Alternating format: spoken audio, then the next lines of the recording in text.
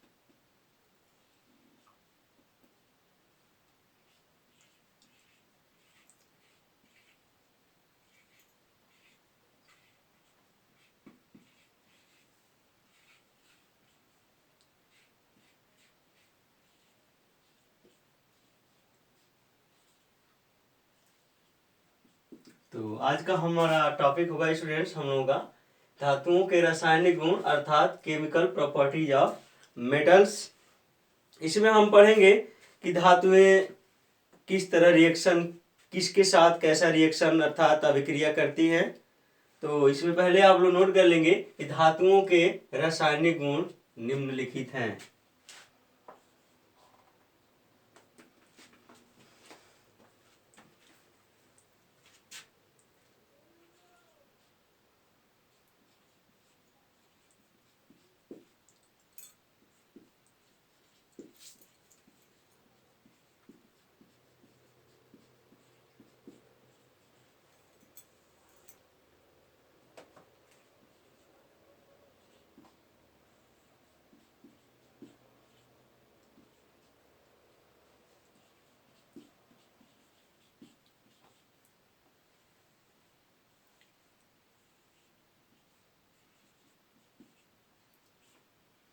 धातुओं के रासायनिक गुण निम्नलिखित हैं। इसमें पहला हम पढ़ेंगे, पहला हेडिंग है धातुओं की अभिक्रिया, धातुओं की अभिक्रिया ऑक्सीजन के साथ।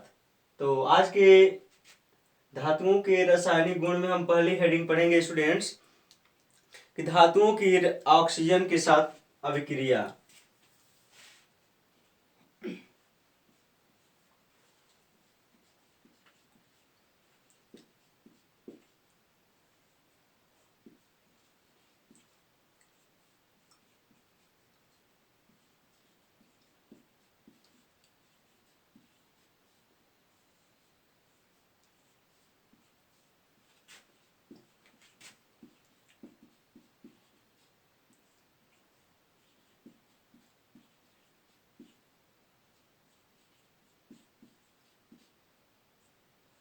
धातुओं की ऑक्सीजन के साथ अभिक्रिया।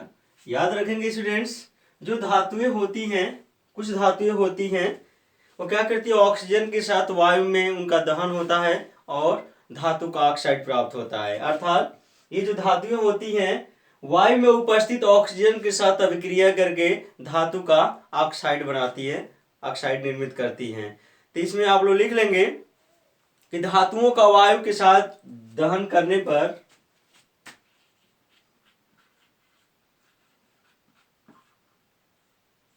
धातुओं का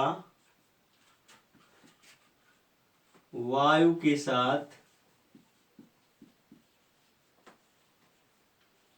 दहन करने का मतलब है जलाने पर, दहन करने पर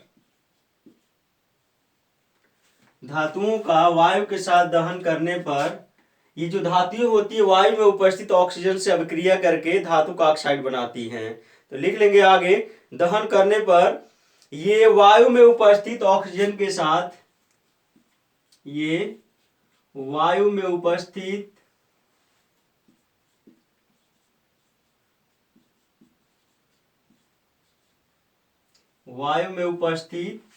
ऑक्सीजन के साथ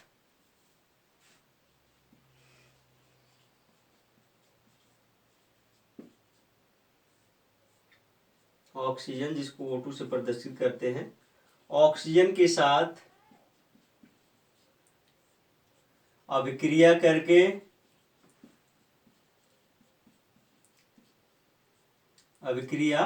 करके धातु का ऑक्साइड बनाती हैं, धातु ऑक्साइड बनाती हैं।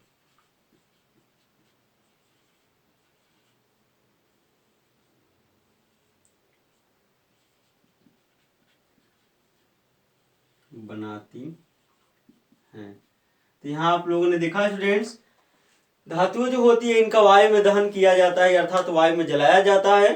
तो ये उपस्थित जो ऑक्सीजन होता है उसके साथ अभिक्रिया कर लेती है और धातु ऑक्साइड निर्मित करती हैं। जैसे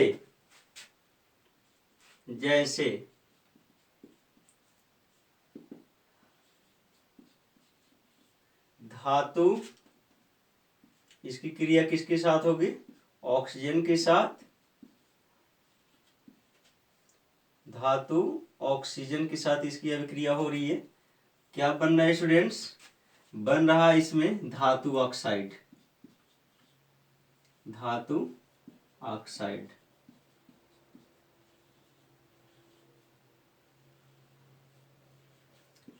ये आप लोग भूलेंगे नहीं, धातु की क्रिया, किसी भी धातु की क्रिया यदि ऑक्सीजन से होगा तो धातु की ऑक्साइड प्राप्त होगी। इसका एग्जाम्पल देख लेते हैं, कौन कौन सी धातु ऑक्सीजन से क्रिया धातु का ऑक्साइड बनाती हैं। इसमें पहले हम मैग्नीशियम को लेते हैं, 2Mg। मैग्नीशियम है, सॉलिड स्टेट में है, सॉलिड ठोस अवस्था में है मैग्नीशियम।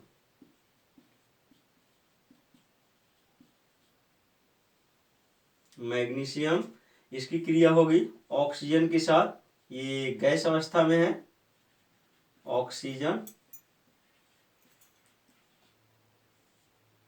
ऑक्सीजन और यहाँ क्या बनेगा स्टूडेंट्स? धातु का ऑक्साइड 2MgO। ये ठोस अवस्था में है, इसीलिए यस लिखा गया है यहाँ पर। मैग्नीशियम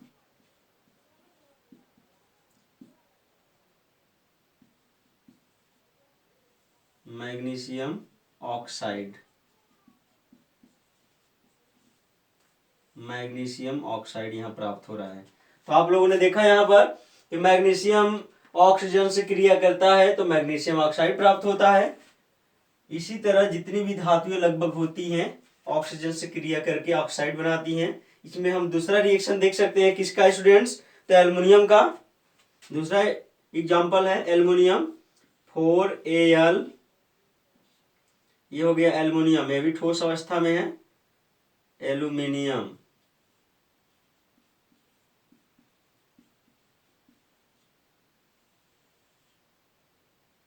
एल्युमिनियम, इसकी क्रिया किसके साथ होगी स्टूडेंट्स? तो उसी तरह ऑक्सीजन के साथ, +3O2। यहां पर एक गैस अवस्था में है, ऑक्सीजन।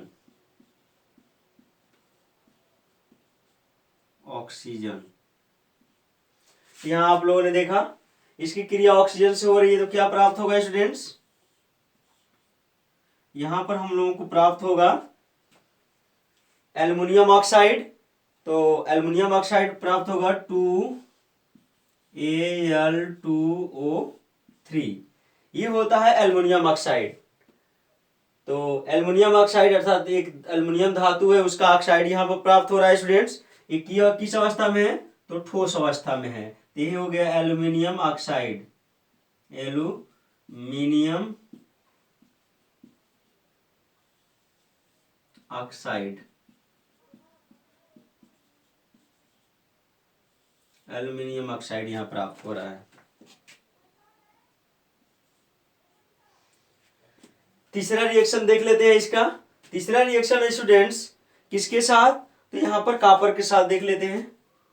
तीसरा इसका रिएक्शन है, ये पहला रिएक्शन हो गया ऑक्सीजन के साथ दूसरा रिएक्शन। और तीसरा रिएक्शन देखते हैं, कॉपर एक धातु है, कॉपर की क्रिया किसके साथ, ऑक्सीजन के साथ, तो ये ठोस अवस्था में है, ये हो गया कॉपर।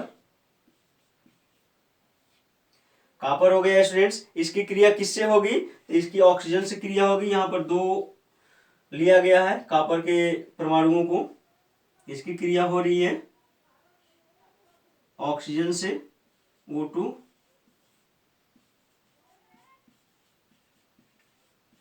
ऑक्सीजन से अभिक्रिया हो रही है।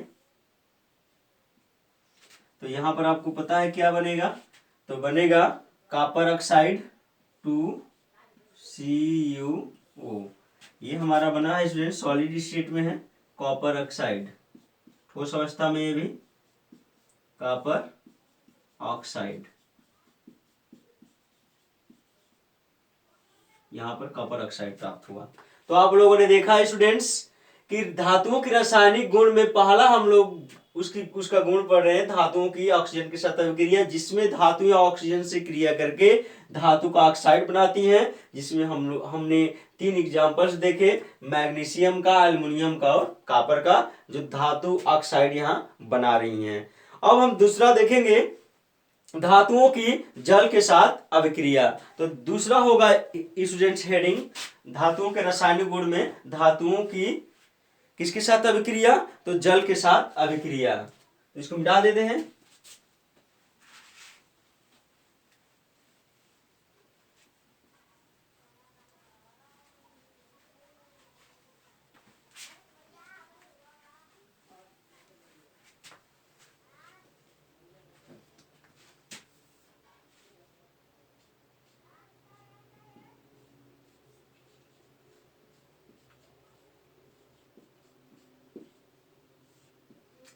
धातुओं की जल के साथ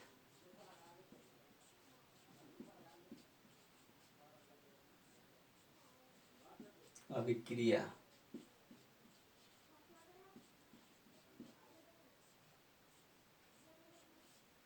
धातुओं की जल के साथ अभिक्रिया,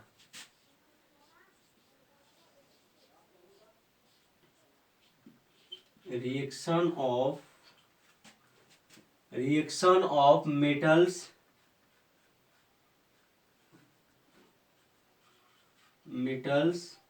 with reaction of metals with water, reaction of metals with water, तो यहाँ पर आप लोग देखेंगे इस टॉपिक में कि धातुओं की जब अभिक्रिया जल के साथ होती है तो हमें क्या प्राप्त होता है, तो रिएक्शन भी देखेंगे। तो याद रखेंगे स्टूडेंट्स, जो धातुएं होती है जल के साथ अभिक्रिया करके हाइड्रोजन गैस तथा धातु ऑक्साइड तथा हाइड्रोक्साइड बनाती हैं। तो याद रखेंगे इसमें क्या बन रहा है, तो हाइड्रोक्साइड बन रहा है। तो धातुएं क्या होती है, जल के साथ अभिक्रिया करके धातु का ऑक्साइड तथा हाइड्रोक्साइड निर्मित करती हैं। तो लिख लेंगे, धातुएं जल के साथ अभिक्रिया करके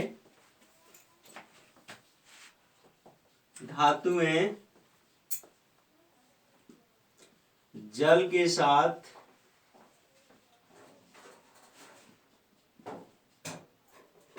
अभिक्रिया करके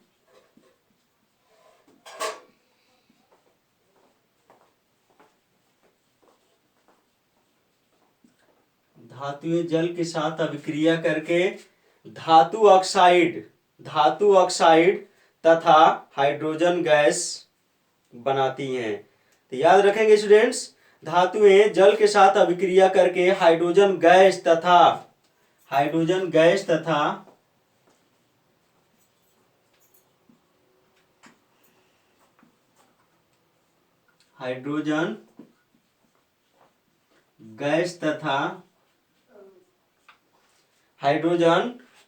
तथा धातु ऑक्साइड तथा धातु हाइड्रोक्साइड निर्मित करती हैं।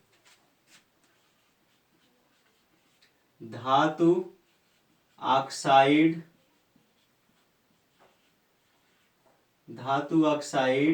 अथवा हाइड्रोक्साइड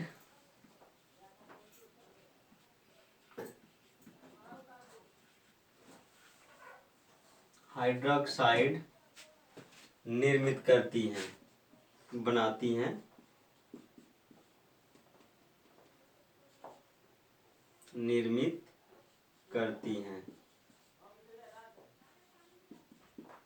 यहाँ पर आप लोगों ने देखा धातुएं जल के साथ अभिक्रिया करके हाइड्रोजन गैस तथा धातु ऑक्साइड अथवा हाइड्रोक्साइड बनाती हैं, निर्मित करती हैं। जैसे एग्जाम्पल देखेंगे,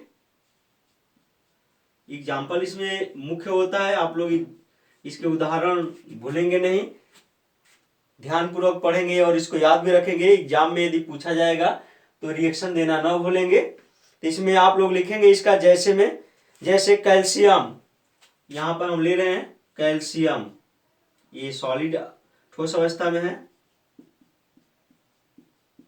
कैल्शियम,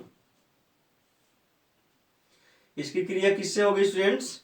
तो जल के साथ, H2O। ये लिक्विड अवस्था में है, द्रव अवस्था में है H2O, ये हो गया जल। क्योंकि आप पढ़ रहे हैं किसकी क्रिया? धातुओं की जल के साथ अभिक्रिया। तो यहाँ पर धातु कौन है? कैल्शियम। इसकी क्रिया किससे हो रही है? जल के साथ। तो क्या बन रहा है स्टूडेंट्स? बन रहा है यहाँ पर कैल्शियम हाइड्रोक्साइड। यहाँ पर 2 अणु लिया गया है जल का, यहाँ पर बन रहा है कैल्शियम हाइड्रोक्साइड, इसको कहते हैं कैल्शियम हाइड्रोक्साइड।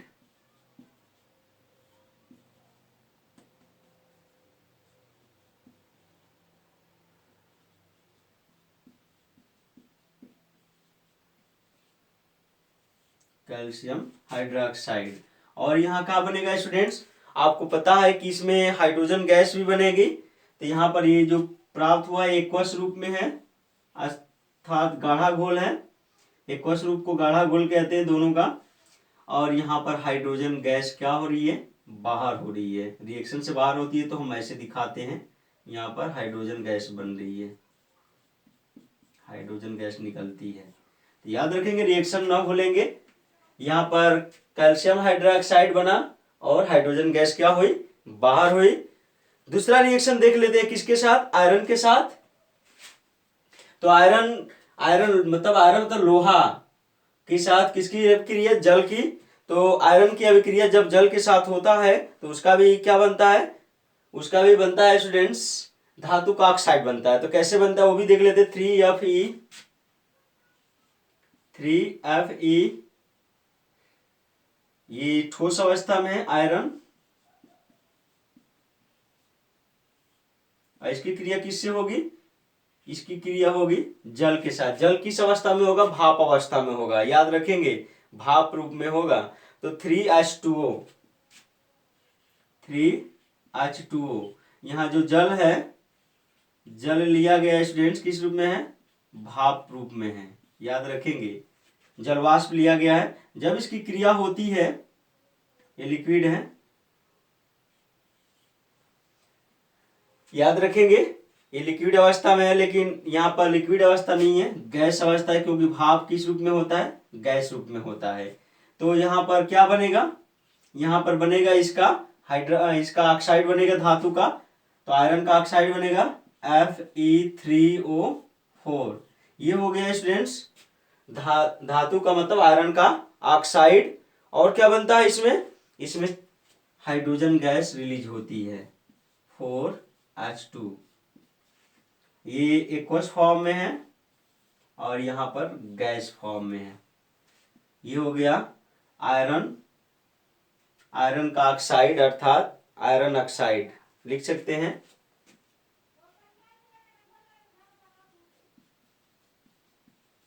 आयरन का ऑक्साइड, आयरन का ऑक्साइड। और ये हो गया हाइड्रोजन।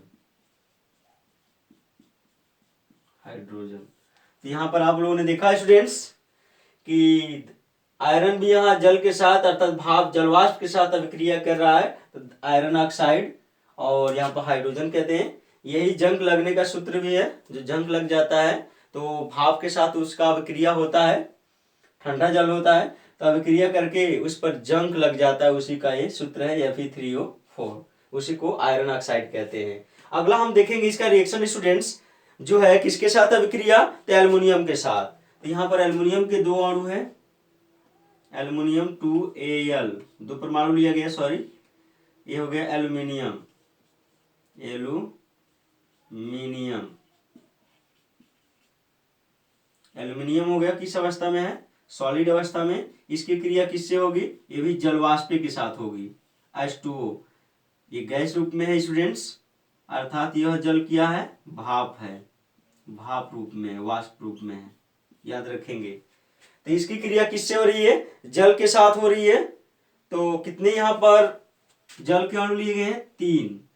तो क्या बनेंगे स्टूडेंट्स, तो यहाँ पर देख लेते हैं हमको प्रोडक्ट क्या बन रहा है, उत्पाद क्या बन रहा है इसका। तो इसका उत्पाद बनता है Al2O3, यहाँ पर एल्युमिनियम का ऑक्साइड प्राप्त हो रहा है, Al2O3, aluminium oxide,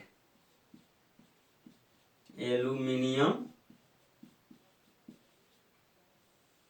oxide, aluminium oxide यहाँ पर प्राप्त हो रहा है, एक्वस फॉर्म में है। जितने भी हमको ऑक्साइड प्राप्त होते हैं लगभग एक्वस फॉर्म में होते हैं। और यहाँ पर हाइड्रोजन गैस क्या हो रही है स्टूडेंट्स, रिलीज हो रही है। कितना हाइड्रोजन गैस यहाँ पर, कितना उसके अणु रिलीज हो रहे हैं, 3H2, यहाँ पर हाइड्रोजन गैस रिलीज हो रही है। यहाँ पर जो तीर का निशान देख रहे हैं ऊपर साइड में, यदि कोई गैस रूप में यहाँ से निकलता है तो उसको ऐसे तीर से दिखा दिया जाता है कि वो इस अभिक्रिया से निकल रही है। तो यहाँ भी गैस हमने लिखना छोड़ दिए हैं, ये तीर का निशान है, मतलब हाइड्रोजन गैस यहाँ से रिलीज हो रही है। तो आप लोगों ने देखा स्टूडेंट्स कि धातुओं की जल के साथ अभिक्रिया में क्या बन रहा है, तो कुछ हाइड्रोक्साइड बन रहा है और कुछ ऑक्साइड बन रहे हैं, धातु के ऑक्साइड और कुछ हाइड्रोक्साइड। तो आप लोगों ने रिएक्शन के माध्यम से भी देख लिया, लेकिन सब में हाइड्रोजन गैस क्या होती है, रिलीज होती है, निकलती है। यहाँ पर धातुओं की जल के साथ अभिक्रिया देखा हमने दूसरा। तीसरा आप देखेंगे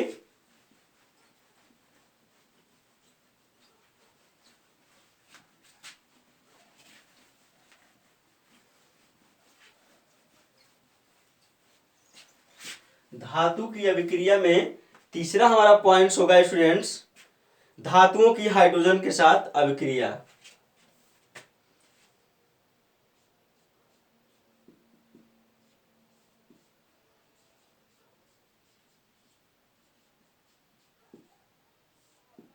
धातुओं की हाइड्रोजन के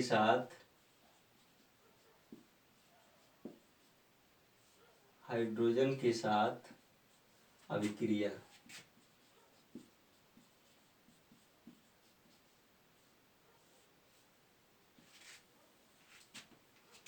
रिएक्शन ऑफ मेटल्स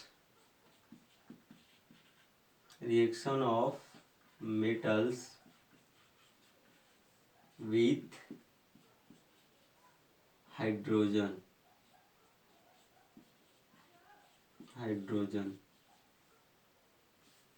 एक चीज याद रखेंगे, जो हमने इससे पहले जो हेडिंग पढ़े थे, धातुओं की जल के साथ अभिक्रिया, इसमें कुछ एक्सेप्शंस भी हैं, अपवाद भी हैं, वो नोट कर लेंगे इससे पहले वाले हेडिंग में।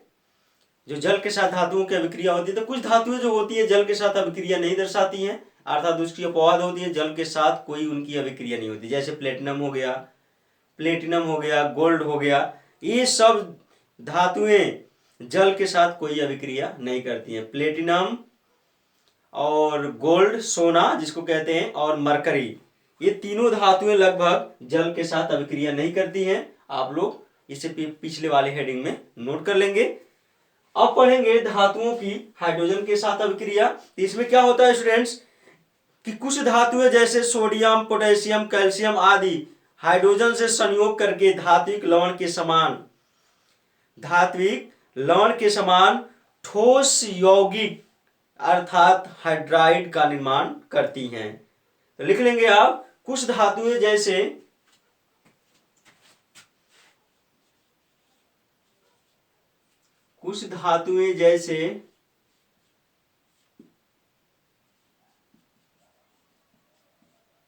जैसे sodium, potassium, calcium. Sodium,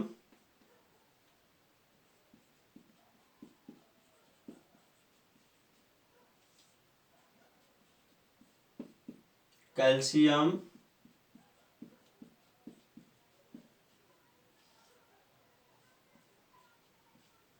potassium.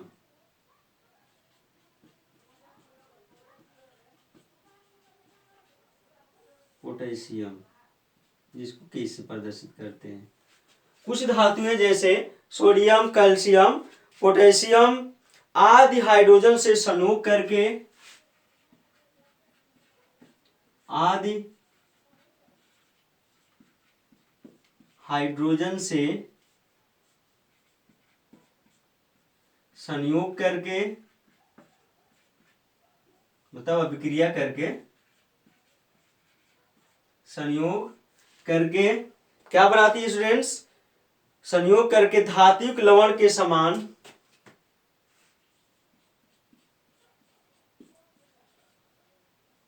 धात्विक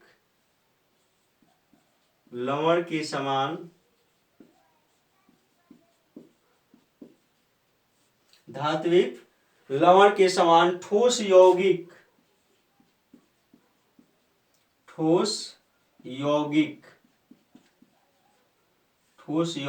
अर्थात ठोस यौगिक कौन हो सकता है स्टूडेंट्स? क्या कहते हैं उसे? अर्थात हाइड्राइड का निर्माण करती हैं। हाइड्राइड का निर्माण करती हैं।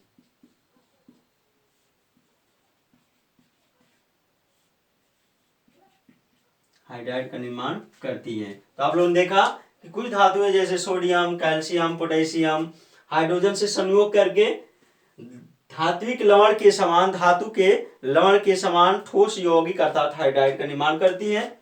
जैसे इसके एग्जांपल देख लेंगे, रिएक्शंस देख लेंगे स्टूडेंट्स। रिएक्शन बहुत इंपॉर्टेंट रहने वाले हैं आप लोगों के लिए।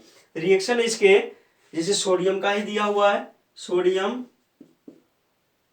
पहले हम रिएक्शन लिख लेते हैं। Na ये ठोस अवस्था में है और यहाँ पर लिख देंगे सोडियम आप लोगों को समझने के लिए।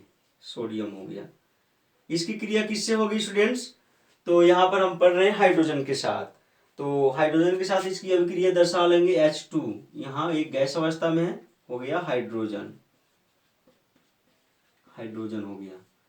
हमें प्रोडक्ट में क्या मिलेगा? इसके उत्पाद में क्या मिलेंगे स्टूडेंट्स? तो NaH मिलेगा। 2NaH हमको ये प्राप्त हुआ। याद रखेंगे इसको कहते हैं सोडियम हाइड्राइड। इसका नाम है students sodium hydride. Sodium hydride जो प्राप्त हुआ ये सॉलिड अवस्था में है, ठोस अवस्था में है। याद रखेंगे। तो हम लोग देख रहे हैं यहाँ पर सोडियम की क्रिया जब हाइड्रोजन के साथ होती है तो सोडियम हाइड्राइड प्राप्त होता है। तो ये हमारा किसके साथ अभिक्रिया रहा स्टूडेंट्स? तो तीसरा धातुओं की हाइड्रोजन के साथ अभिक्रिया और उसके रिएक्शंस रहे हैं। अगला हम पढ़ेंगे चौथा होगा स्टूडेंट्स धातुओं की अम्लों के साथ अभिक्रिया। धातुओं की अम्लों के साथ अभिक्रिया।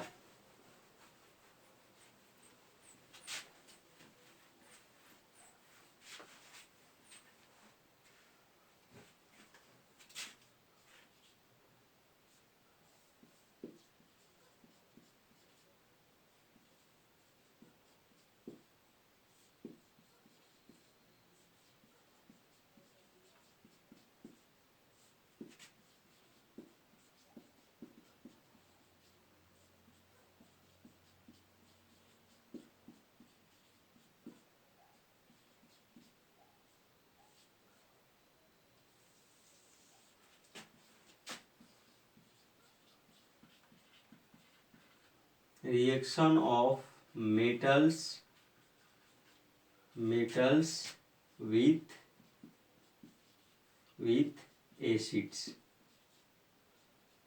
acids। याद रखेंगे धातुओं की अम्लों के साथ अभिक्रिया। याद रखेंगे धातुएं जो होती हैं तनु अम्लों के साथ, अर्थात जो जिसमें जल की मात्रा अधिक होती है, ऐसे अम्ल जिनमें जल की मात्रा अधिक होती है वो तनु अम्ल होते हैं, जिनमें जल की मात्रा कम होती है वो सांद्र अम्ल होते हैं। तो ज्यादातर जो धातुएं होती है तनु अम्लों के साथ अभिक्रिया करती हैं और अभिक्रिया करके धातु का लवण बनाती हैं। तो लिख लेंगे आप लोग कि सामान्यतः सभी धातुएं तनु अम्लों के साथ अभिक्रिया करके हाइड्रोजन गैस तथा धातु लवण बनाती हैं। सामान्यतया सभी धातुएं सामान्यतया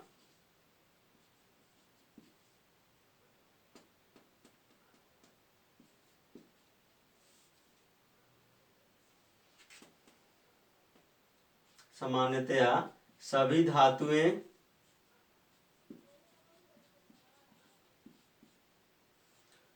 तनु अम्लों के साथ अभिक्रिया करके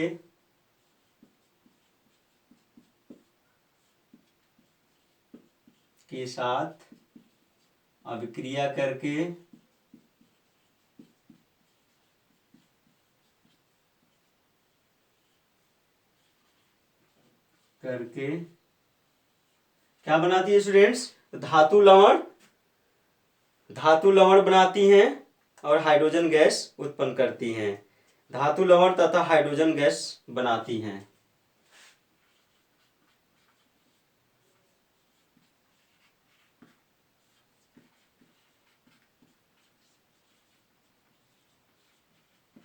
हाइड्रोजन गैस बनाती हैं।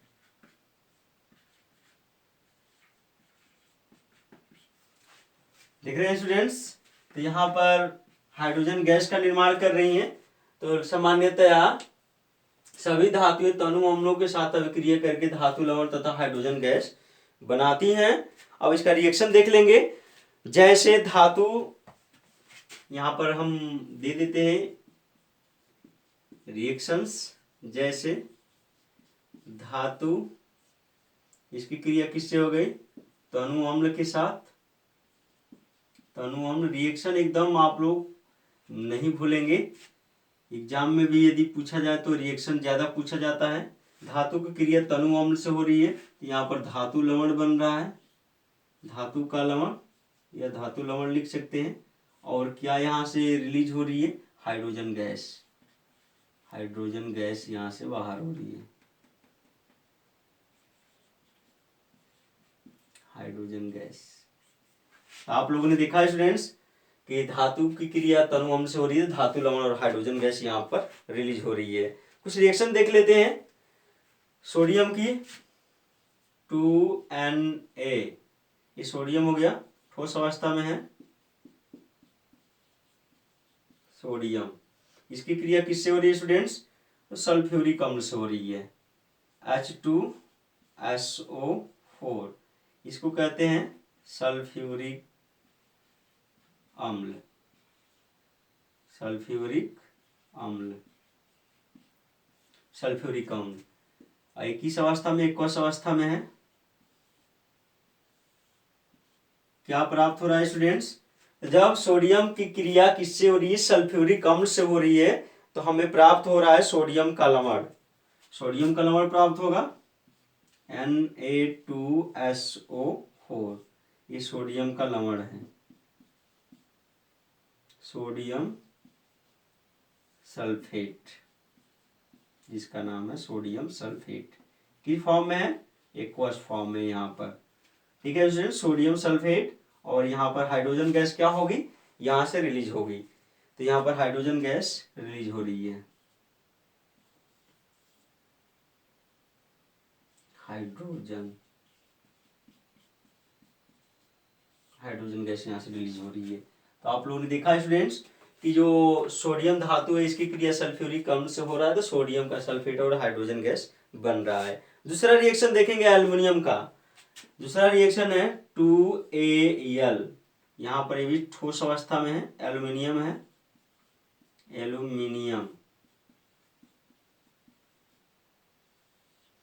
एल्युमिनियम है यहाँ पर। एल्युमिनियम की क्रिया किससे देखेंगे स्टूडेंट्स? यहाँ पर एल्युमिनियम की क्रिया भी किसके साथ? सल्फ्यूरिक अम्ल के साथ ही देखेंगे। 3H2SO4, ये हो गया सल्फ्यूरिक एसिड या सल्फ्यूरिक अम्ल,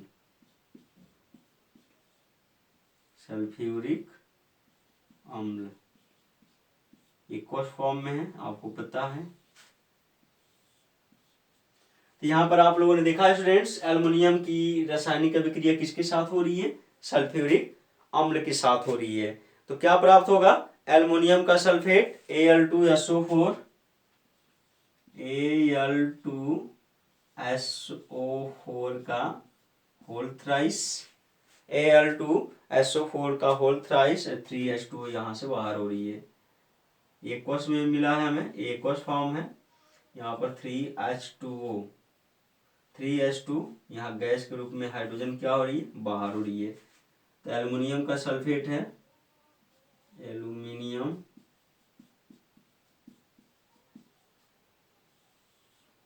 सल्फेट, सल्फेट, और यहाँ पर ये हाइड्रोजन हो गया, हाइड्रोजन गैस के रूप में है। तो यहाँ पर आप लोगों ने देखा कि जो धातुएं होती हैं अम्लों के साथ अभिक्रिया करके धातु का लवण और हाइड्रोजन गैस रिलीज कर रही हैं। अब यहाँ पर एक चीज बार बार एग्जाम में पूछा जाता है स्टूडेंट्स कि अम्लराज क्या होता है, एक्वारेजिया क्या होता है। तो इसको भी आप लोग पढ़ लेंगे, जान लेंगे एक्वारेजिया के बारे में।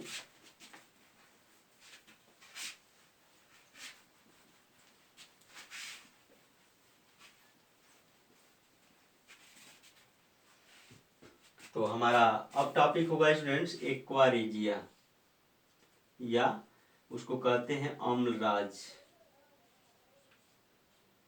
अम्लराज, अम्लों का राजा है ये, इसलिए अम्लराज कहा जाता है। एक्वा स्लैश देकर लिखेंगे एक्वारेजिया,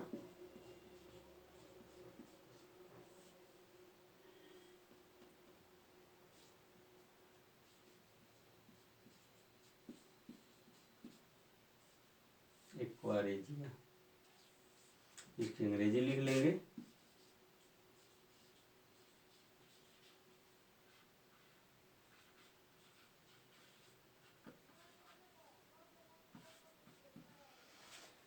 एक्वारेजिया, इसके बारे में जानेंगे कि एक्वारेजिया क्या होता है, अम्लराज क्या होता है। याद रखेंगे स्टूडेंट्स, इसमें दो अम्ल सांद्र रूप से मिले होते हैं, उनका जो अनुपात होता है अलग अलग होता है, आयतन का अनुपात अलग अलग होता है। तो इसमें क्या होता है, जो HCl होता है हाइड्रोक्लोरिक अम्ल, आप समझेंगे जो HCl होता है हाइड्रोक्लोरिक अम्ल होता है, ये सांद्र होता है। सांद्र मतलब गाढ़ा होता है, गाढ़ा घोल होता है किसका? HCl का।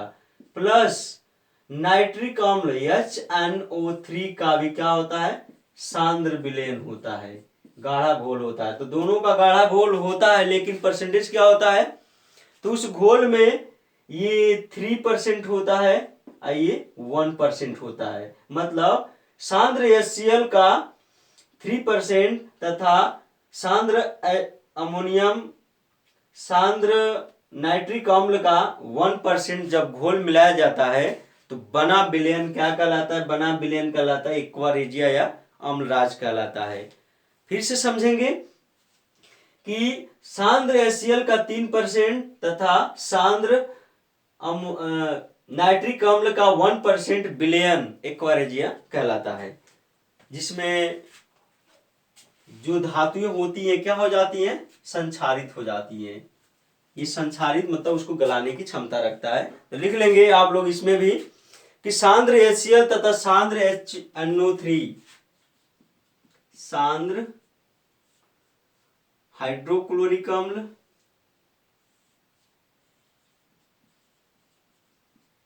हाइड्रोक्लोरिक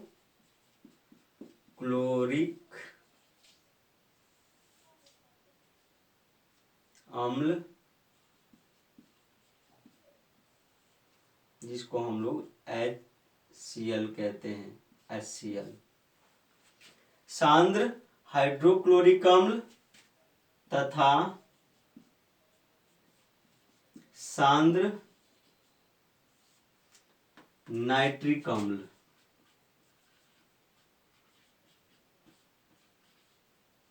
नाइट्रिक अम्ल HNO3। याद रखेंगे, सांद्र हाइड्रोक्लोरिक अम्ल, सांद्र नाइट्रिक अम्ल का वह मिश्रण जिसमें का वह मिश्रण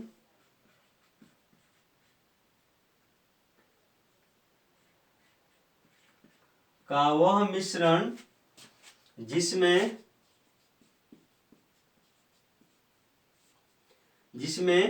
HCl कितना होगा, 3% होगा। वह मिश्रण जिसमें या जिसके आयतन में, जिसमें आयतन के अनुसार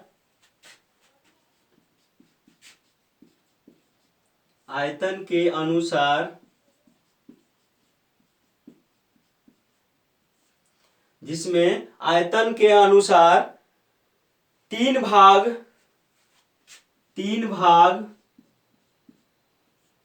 सांद्र हाइड्रोक्लोरिक अम्ल, 3 भाग हाइड्रोक्लोरिक अम्ल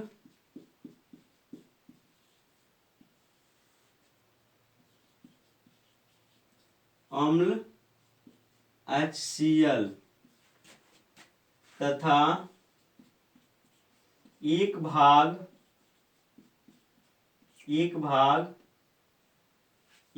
नाइट्रिक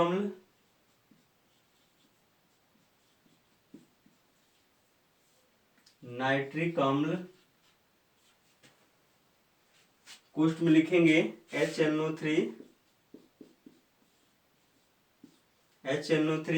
एक भाग नाइट्रिक अम्ल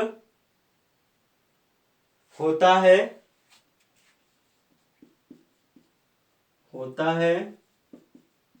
अम्लराज कहलाता है।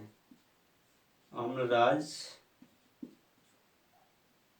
कोष्ठ में लिख लेंगे एक्वा रेजिया कहलाता है।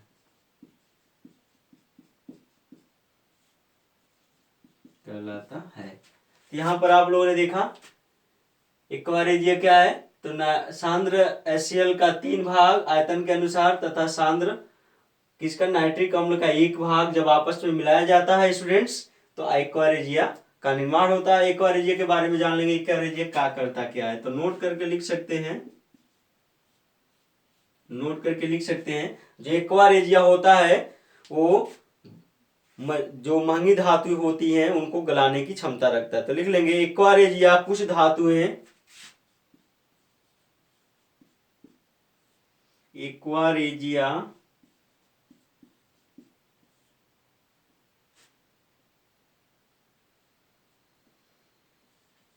कुछ धातुएं जैसे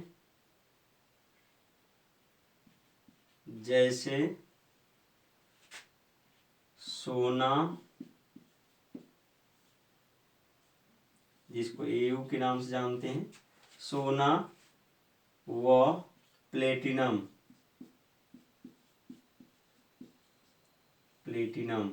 जिसको PT से प्रदर्शित करते हैं, को जैसे सोना व प्लेटिनम को गलाने की क्षमता रखती हैं।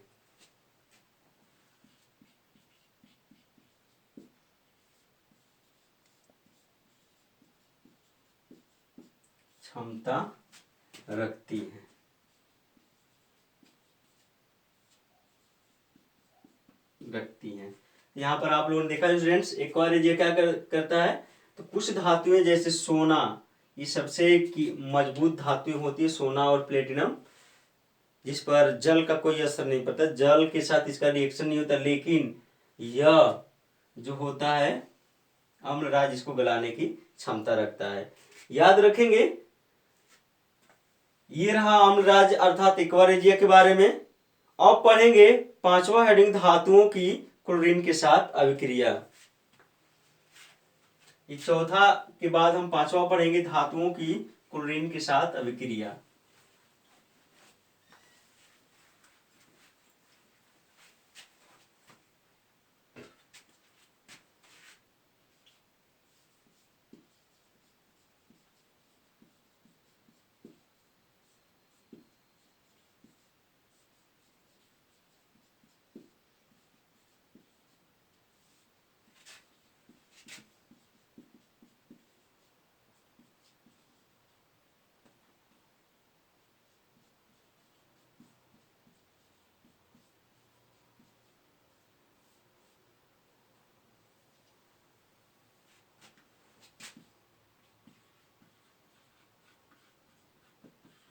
Reaction of metals with chlorine.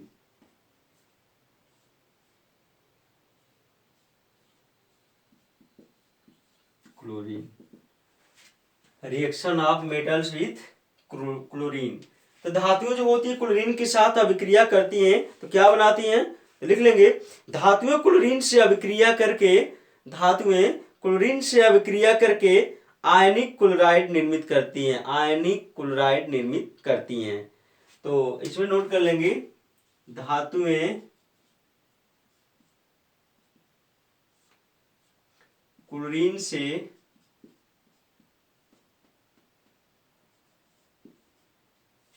से अभिक्रिया करके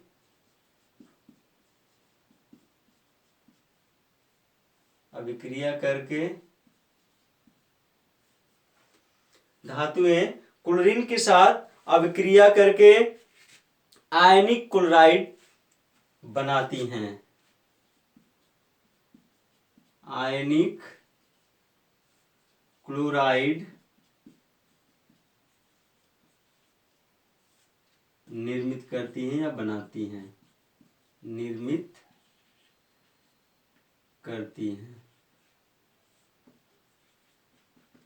तो आप लोगों ने यहाँ देखा स्टूडेंट्स कि क्लोरीन जो होती है धातुओं के साथ या धातुएं क्लोरीन के साथ अभिक्रिया करके आयनिक क्लोराइड का निर्माण करती हैं। जैसे इसका एग्जांपल देख लेंगे, जैसे किसके साथ अभिक्रिया दिखा दे, सोडियम के साथ। सोडियम लिया गया यहां पर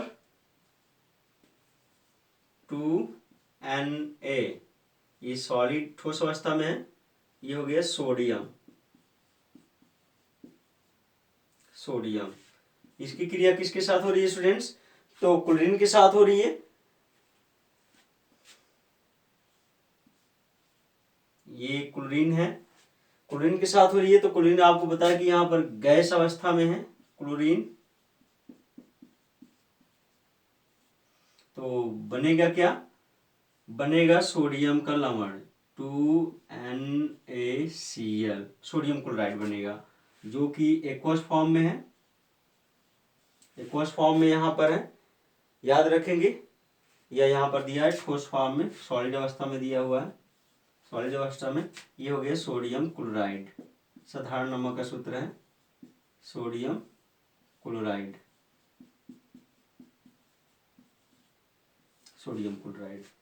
तो आप लोगों ने देखा स्टूडेंट्स, धातुओं की क्लोरीन के साथ अभिक्रिया में भी क्या हुआ, धातुएं जैसे सोडियम क्लोरीन से अभिक्रिया करके सोडियम का लवण बना रही है, अर्थात सोडियम क्लोराइड बना रही है। अब हम पढ़ेंगे किसके बारे में स्टूडेंट्स, तो दिया है इसमें कि धातुओं की क्रियाशीलता, धातुओं की सक्रियता श्रेणी, कि धातुएं कौन धातुएं सक्रिय होती है, कौन धातुएं अधिक क्रियाशील होती है, कौन धातुएं कम क्रियाशील होती हैं। तो सक्रियताशील में हम देखेंगे, हेडिंग हमारा रहेगा धातुओं की अभिक्रियाशीलता श्रेणी, धातुओं की अभिक्रियाशीलता श्रेणी।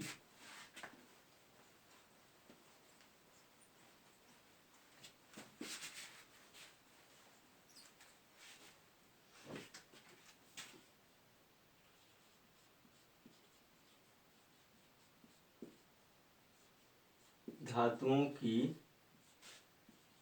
अभिक्रियाशीलता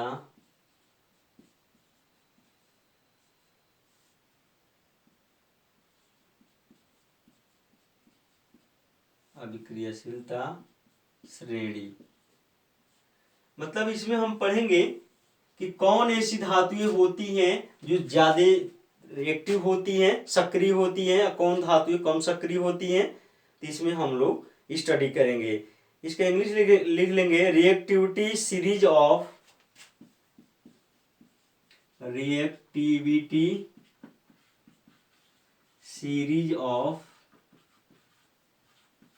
metals. Reactivity series of metals. याद रखेंगे वे धातुएं जो हाइड्रोजन से क्या होती है, ऊपर स्थित होती हैं। जो हाइड्रोजन रखा गया है किसमें, मेंडलीव आवर्त सारणी में, तो उसके अनुसार कहा जा रहा है कि वे धातुएं जो हाइड्रोजन से ऊपर स्थित होती हैं सक्रिय धातुएं कहलाती हैं। लिख लेंगे आप लोग, वे धातुएं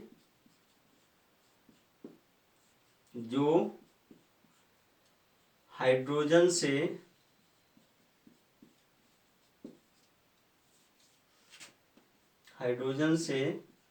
ऊपर स्थित होती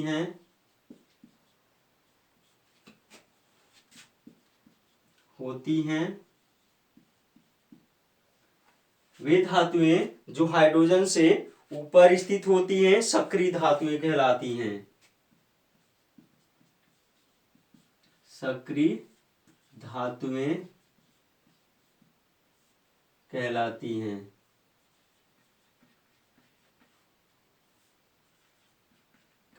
हैं। जैसे इसके एग्जाम्पल देख लेंगे, जैसे सोडियम,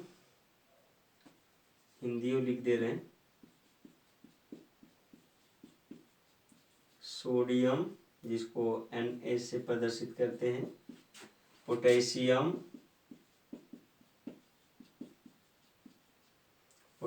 जिसको K से प्रदर्शित करते हैं, और कैल्शियम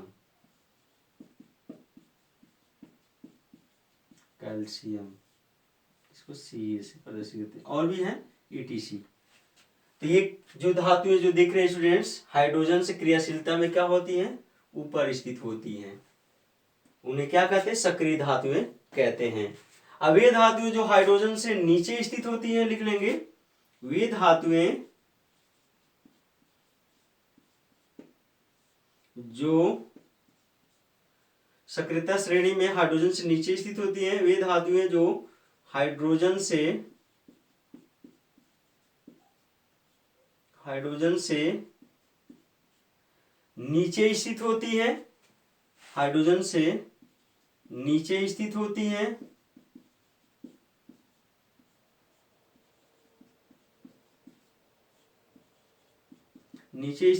हैं, वो क्या कहलाती है, अक्रिय धातुएं कहलाती हैं।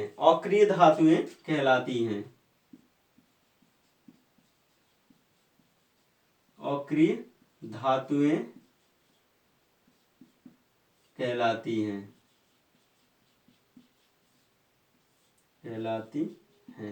अब इसका एग्जांपल देख लेते हैं स्टूडेंट,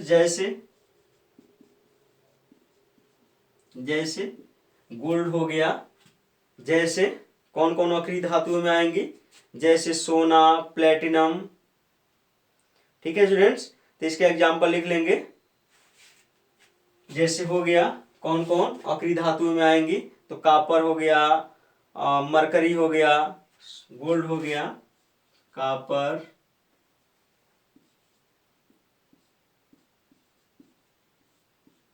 जिसको Cu से प्रदर्शित करते हैं, मरकरी, जिसको Hg से प्रदर्शित करते हैं, ETC। और भी आदि लिख सकते हैं या ETC भी लिख सकते हैं, ETC। अब हम देखेंगे एक श्रेणी बनाकर कि कौन धातुएं कितना क्रियाशील हैं। तो उस श्रेणी में आप लोग देख लेंगे, पढ़ लेंगे और उसे याद भी कर लेंगे कि कौन धातुएं सबसे क्रियाशील हैं और कौन धातुएं कम क्रियाशील हैं। तो हम बना रहे हैं यहां पर।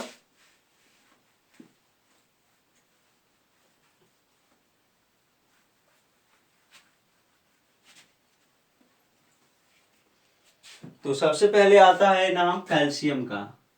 कैल्शियम।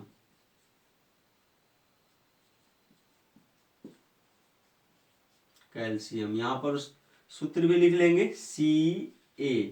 एक कैल्शियम हो गया। फर्स्ट नंबर पर कैल्शियम है स्टूडेंट्स। दूसरे नंबर पर सोडियम, सॉरी फर्स्ट नंबर पर पोटेशियम है। यहां पर इसको सुधार कर लेंगे। फर्स्ट नंबर पर पोटेशियम है, पोटेशियम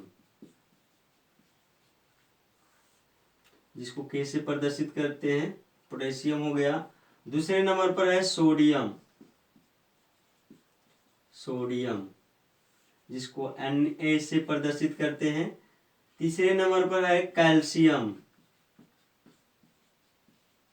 कैल्शियम जिसको Ca से प्रदर्शित करते हैं। चौथे नंबर पर है मैग्नीशियम, एल्युमिनियम, मैग्नीशियम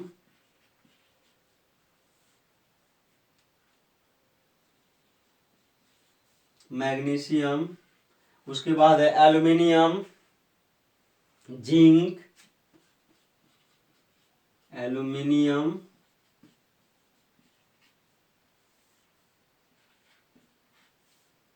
जिसको Al से प्रदर्शित करते हैं, जिंक जिसको Zn से प्रदर्शित करते हैं। जिंक हो गया स्टूडेंट्स। जिंक के बाद नंबर आता है किसका? जिंक के बाद है टीन का, लेड का। टीन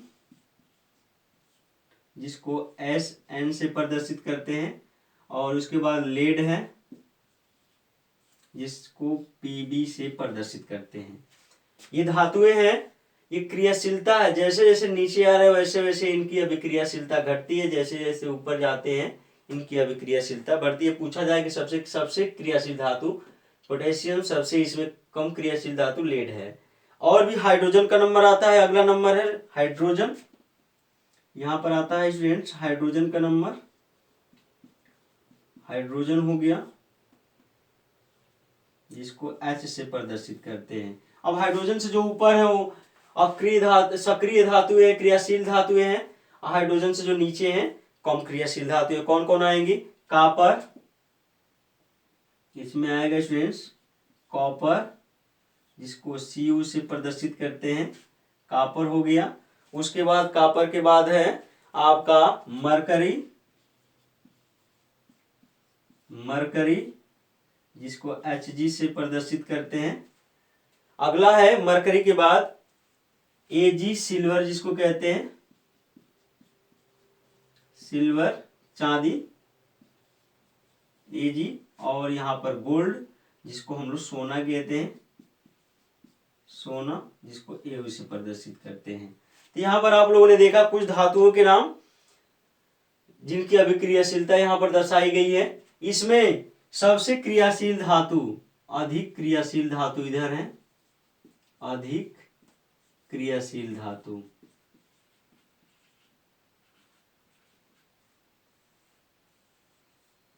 धातुएं, यहां कम क्रियाशील धातुएं, कम क्रियाशील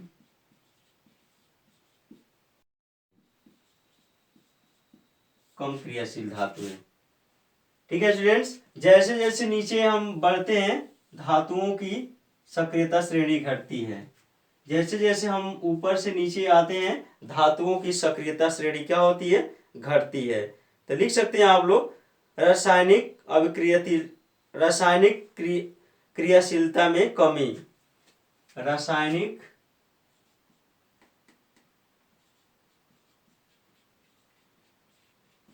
रासायनिक क्रियाशीलता में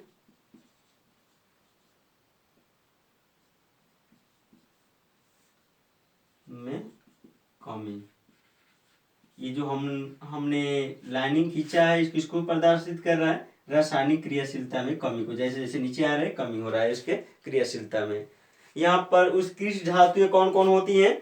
तो सोना और प्लेटिनम क्या होती हैं? उत्कृष्ट धातुएं होती हैं। तो याद रखेंगे स्टूडेंट्स। आज के वीडियो में इतना ही रहने देते हैं। अगले वीडियो में अधातुओं के बारे में पढ़ेंगे, लेकिन इस वीडियो को ख़त्म करने से पहले आपको बता दें कि हम आपसे कुछ क्वेश्चन पूछते हैं जिसका जवाब आप कमेंट बॉक्स में देना ना भूलें। तो आज का क्वेश्चन है कि जब धातुओं की क्रिया ऑक्सीजन के साथ होती है तो क्या निर्मित होता है।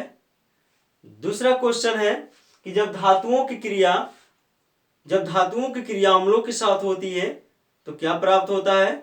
और तीसरा आपका क्वेश्चन है स्टूडेंट्स कि अम्लराज अर्थात एक्वारेजिया क्या होता है। तो तीनों क्वेश्चनों के आंसर आप कमेंट बॉक्स में देना ना भूलें। यदि वीडियो पसंद आए तो लाइक करें, शेयर करें, साथ साथ सब्सक्राइब करें। धन्यवाद।